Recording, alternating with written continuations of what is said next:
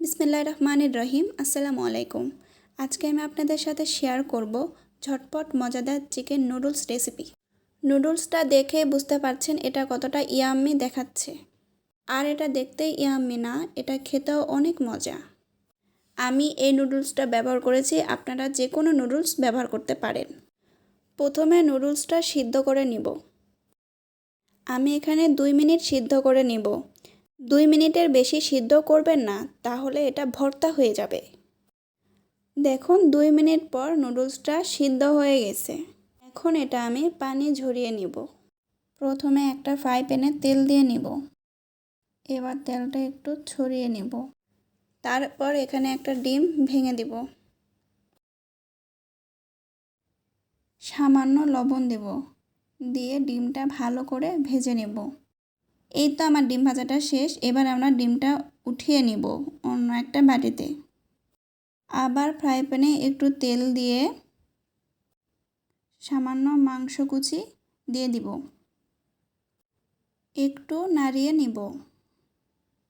এরপর এখানে দিয়ে দেব গরম মশলার গুঁড়ো, সামান্য লবণ, সামান্য গুঁড়ামরিচ, সামান্য হলুদ গুঁড়ো কালার হওয়ার জন্য, সামান্য আদা রসুন জিরা বাটা দিয়ে ভালো করে নেড়ে নিব। এরপর এখানে দিব একটু পানি, দিলে মাংসটাও কষিয়ে যাবে, মশলাটাও কষিয়ে যাবে। মাংসটা ভালো করে কষানো হয়ে গেছে, ভালো করে ভেজেও নিয়েছি। এই তো আমার মাংসটা ভাজা হয়ে গেছে। এখন এটা আমি আলাদা একটা বাটিতে উঠিয়ে নেব। আবারও আমরা ফ্রাই প্যানে তেল দিয়ে দিব।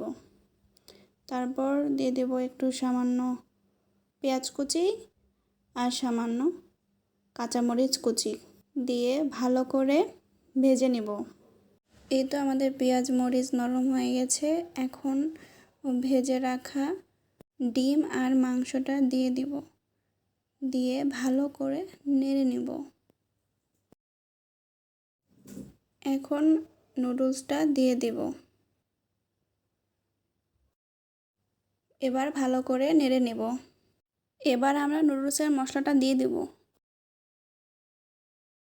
একটু নাড়িয়ে নেব। এখন দিয়ে দেব একটু লবণ। আপনারা আপনাদের স্বাদ মতো লবণ দিবেন। এবার ভালো করে নেড়ে নেব। এই তো আমার নুডলসটা প্রায় হয়ে গিয়েছে। দেখেন নুডলসটা কত ঝরঝরে হয়েছে। আমার রান্নাটা আপনাদের কেমন লেগেছে অবশ্যই কমেন্ট বক্সে জানাবেন। ধন্যবাদ আমাদের সাথে থাকার জন্য।